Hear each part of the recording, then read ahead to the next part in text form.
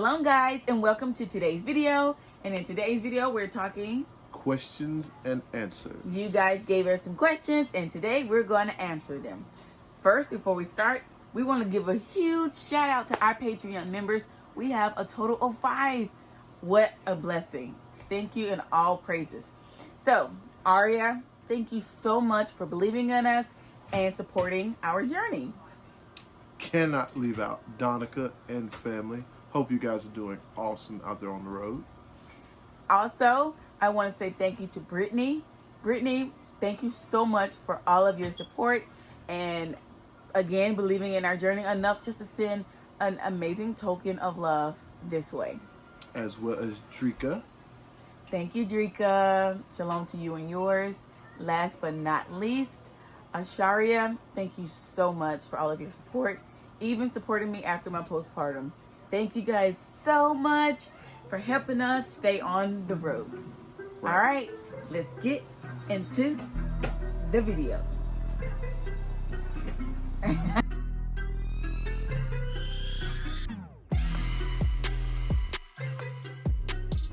So, quick disclaimer, as always, you guys will hear the kids. They're right there watching a movie while we film this video for you guys.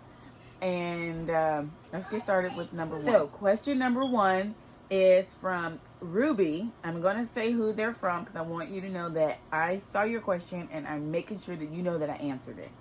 Ruby from Instagram. What is the greatest part about RV life and the most difficult? I'll let you go. In your opinion. In my opinion, the greatest part would be that you get to see many places that a lot of people that even live in the same town or area take for granted, and they never ever go see it because they live there and they're sleeping on these little jewels that are like in the backyard, literally. Right. And what's the most difficult?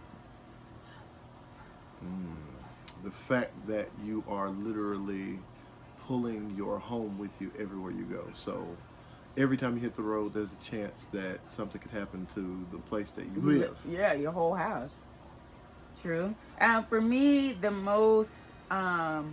greatest part about RV life is that our backyard, our playground can be wherever we want it to be.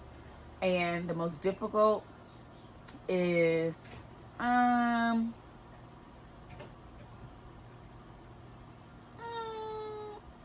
winter.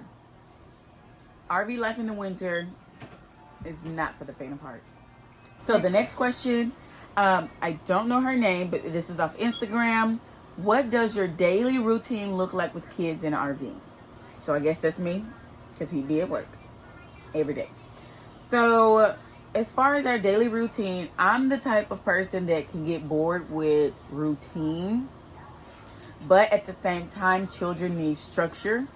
So I have a couple different ways that I do try to maintain some sense of normalcy with the children. So like in the morning, I'll probably get up quietly because I don't want to wake them, and I brush my teeth and I read my Bible first, because it's hard to get any reading done once they're up. Once they get up, it's pumping until the time they go back to sleep at night.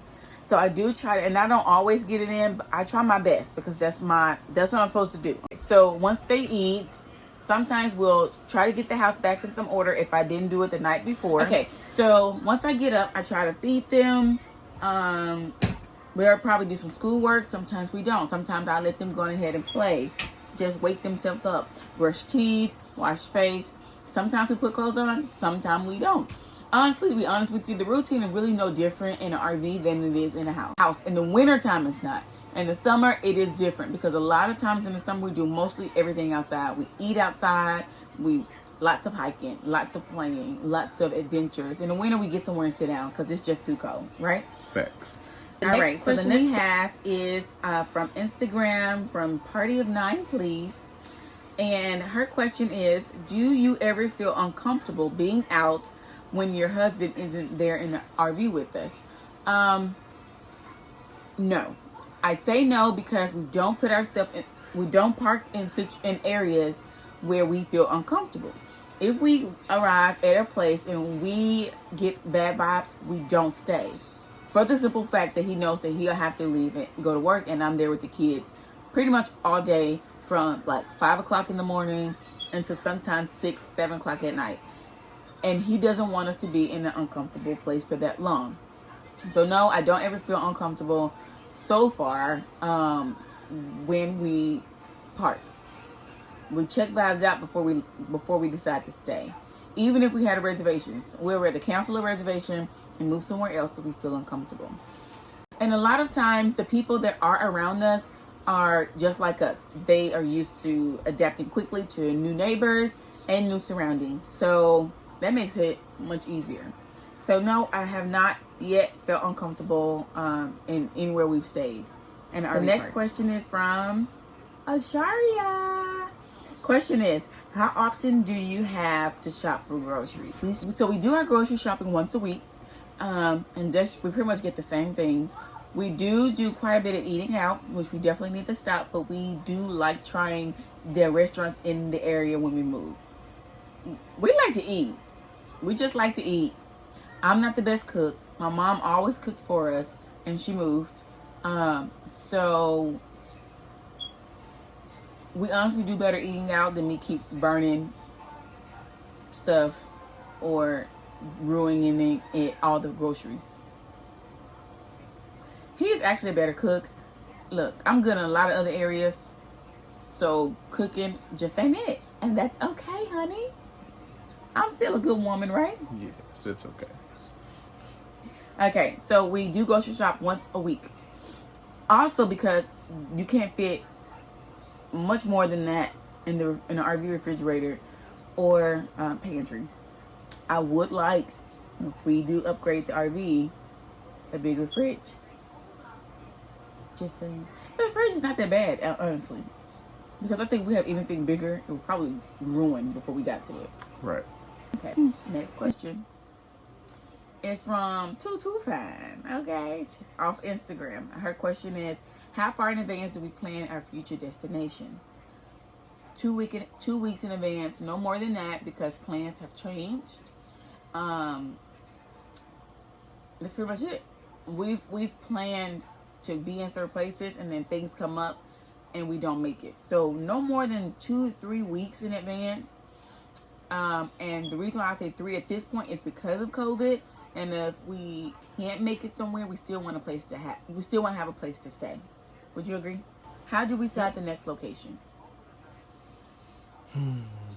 That's kind of a dependent question on the situation. Yeah. It could be deciding on whether or not we're choosing to be close to work, whether or not we're choosing to go on a leisure trip, or if we're just choosing to go to a completely different area just and travel altogether.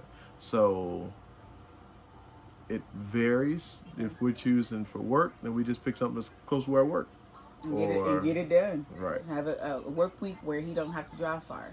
And if we're choosing to be like visit family or whatnot, then we'll just choose a place that's convenient yet clean and safe for the whole family. Mm-hmm. And if we're choosing leisurely, then you just pick where you want to go. And when we choose to go somewhere, we choose places that are more reasonable on price. For the most part. Because if we do go somewhere for the attraction, feature, so far we have not done this. But if it came to it, and if we wanted to stay in Yosemite Park, I will pay for it. Because it's an experience. It's something that was on a bucket list. You know what I mean? If you want to stay, he ain't that type. So for instance, he wants to go to the Grand Canyon, and I personally would stay as close. I want all the feels of that experience. He, on the other hand, would stay 30, 45 minutes outside of it to save some money. I'm I want to be all up in it. I'll pay the extra $50 a night. No. Find somewhere that's $25 a night. And that's where you have to compromise when it comes to traveling.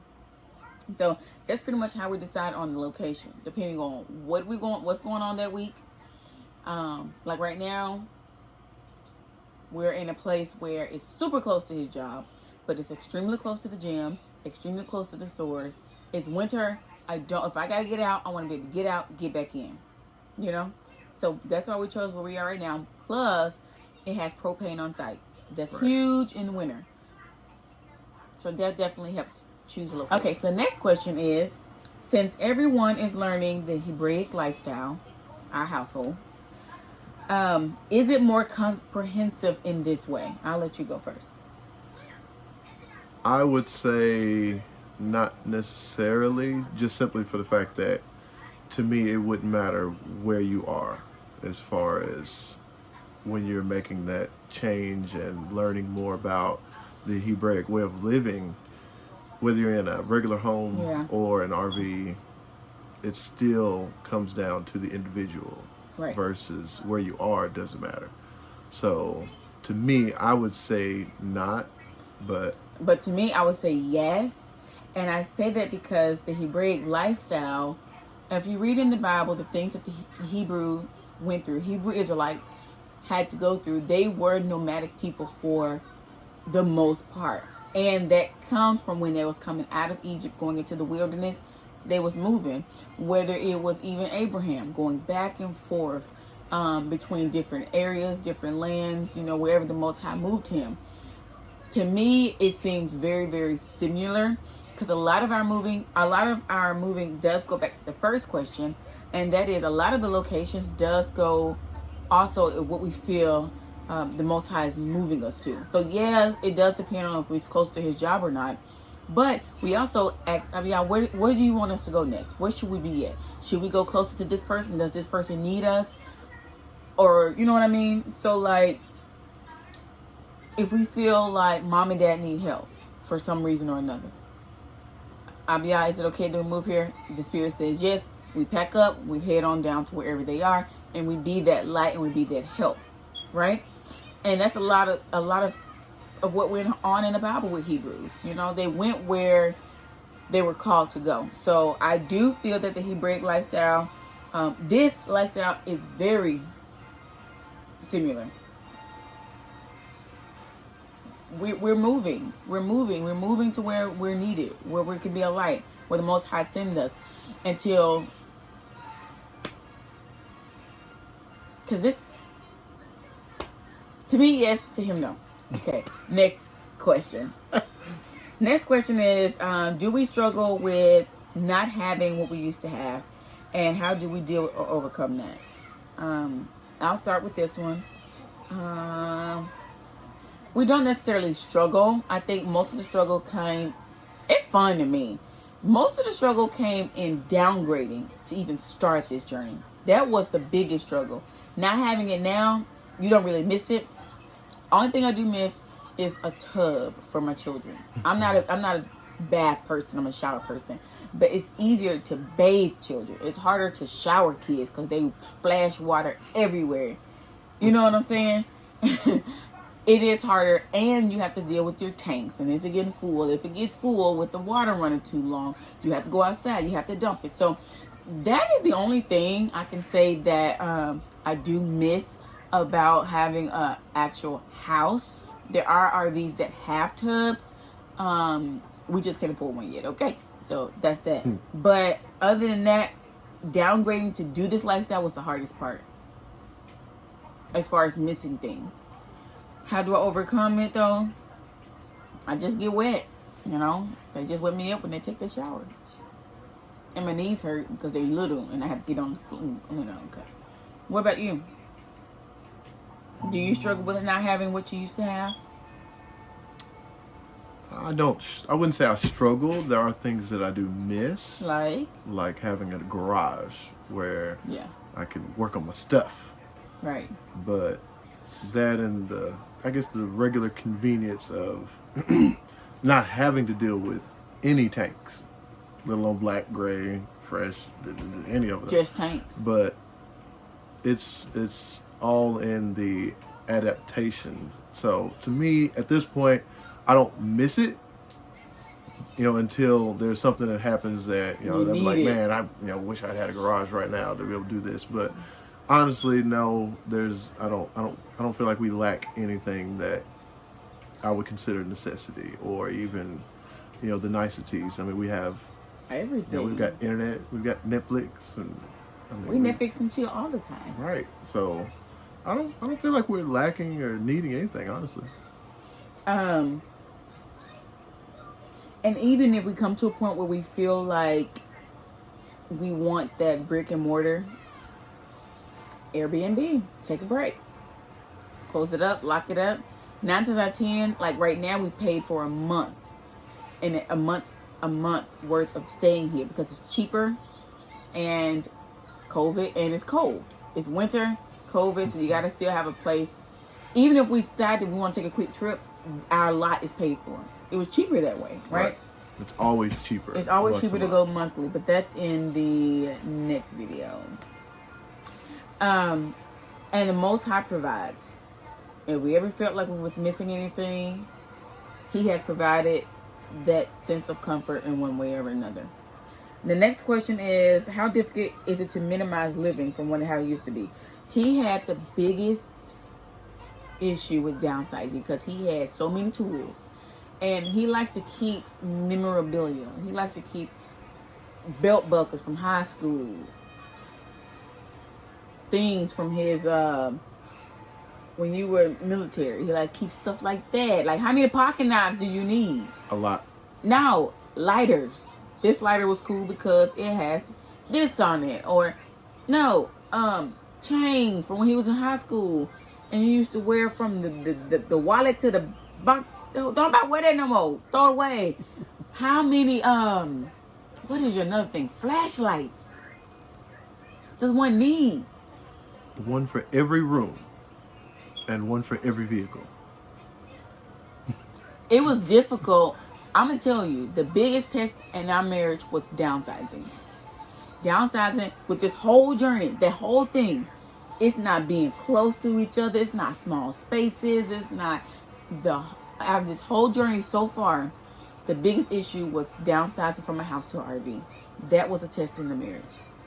Because I was like, you want this? It's the things in me because I'm tired of dealing with this. We got to go. And he was like, you can't do. I have stuff too. You have to respect. When you guys decide to downsize, let me know how your marriage went.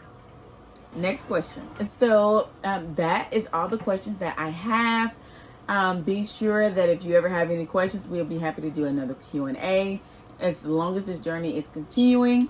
But thank you again for watching another Butlers Unboxed question and answer video. Don't forget, like, share, subscribe to our channel. Subscribing is the most easiest and free way to support our journey and our cause, which is to be a light to the world of the Most High's glory, and to also show you that RV life is awesome. On top of that, don't forget to look in the link below. We have other ways that you can definitely support us. And don't forget, continue to be a light to the world, because our goal and our duty as man and woman is to fear Abiyah and live by his laws, his statutes, his commandments, and guess what? Live, because he will take care of the rest. Thank you again for watching our video. Shalom. Shalom.